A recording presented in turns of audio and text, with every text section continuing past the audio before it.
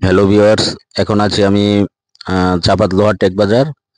এই বাজারে আফসার কাকার একটি চায়ের দোকান এবং ঝালমুড়ির দোকান আছে। আজ আমি আফসার কাকার দোকান থেকে ঝালমুড়ি খাবো। সেই ঝালমুড়ি ভিডিওটি এখন আমি আপনাদেরকে দেখাবো। দেখতে থাকুন, আমার পাশেই থাকুন আফসার কাকার দোকানে। উনি হলেন আমাদের আফসার কাকা। এই বাজারে অনেক দিন যাবত উনি ব্যবসা পরিচালনা করে আসছেন। প্রতিদিন সকাল থেকে মধ্যরাত পর্যন্ত উনি দোকানটি খোলা রাখেন। ওনার দোকানে এই যে কলা, তারপরে চকলেট, কনফেকশনারি আইটেম এবং ফ্লাক্সের মধ্যে চা, তারপরে এই যে আমরা দেখতে পাচ্ছি এখানে ছোলা বুট আছে। ছোলা বুট দিয়ে উনি মুড়ি বিক্রি করে থাকেন। ওনার মুড়ির স্বাদ অত্যন্ত ভালো। যারা খেয়েছেন হয়তো সবাই জানেন যে এখানে নাগা মরিচ আছে। নাগা মরিচের ঝাল দিয়ে উনি ঝাল মুড়িগুলি বানিয়ে থাকেন। এখন আফসার কাকা আপনাদেরকে ঝালমুড়ি বানিয়ে দেখাবে এবং আমি সেই ঝালমুড়ি খেয়ে টেস্ট করব কেমন হয়। দেখতে থাকুন, আমার সাথেই থাকুন। এই যে একটি পেঁয়াজ কাটছেন, এই পেঁয়াজ দিয়ে উনি ঝালমুড়ি বানাবেন।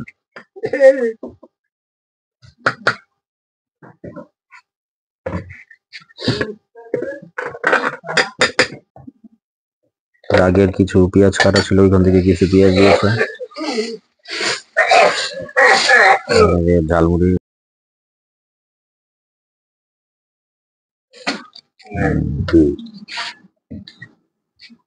সরিষার তেল,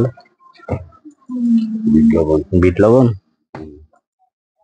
সরিষা, তারপরে সরিষা কাসুন্দি, ফুসকির মশলা,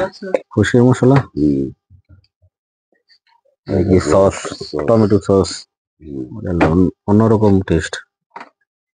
এটা কি আচার, সুগন্ধি আচার।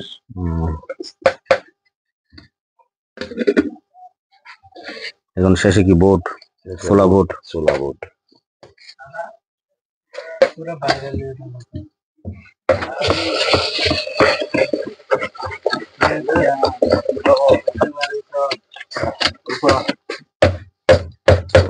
হয়ে গেল, হয়ে গেছে,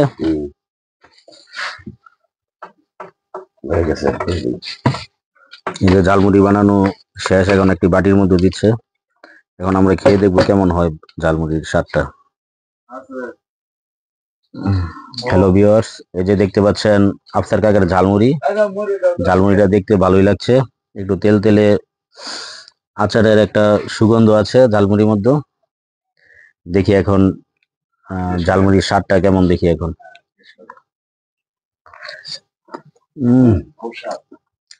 অসাধারণ, একটু টক টক আছে সস দেওয়াতে। ছোলার স্বাদটা অসাধারণ, মুড়িগুলি মচমচে। আর একটু খেয়ে দেখি। আসলে এই চাপাত বাজারে যে এরকম ভালো ঝালমুড়ি পাওয়া যায় আগে জানতাম না, খাই নাই কখনো।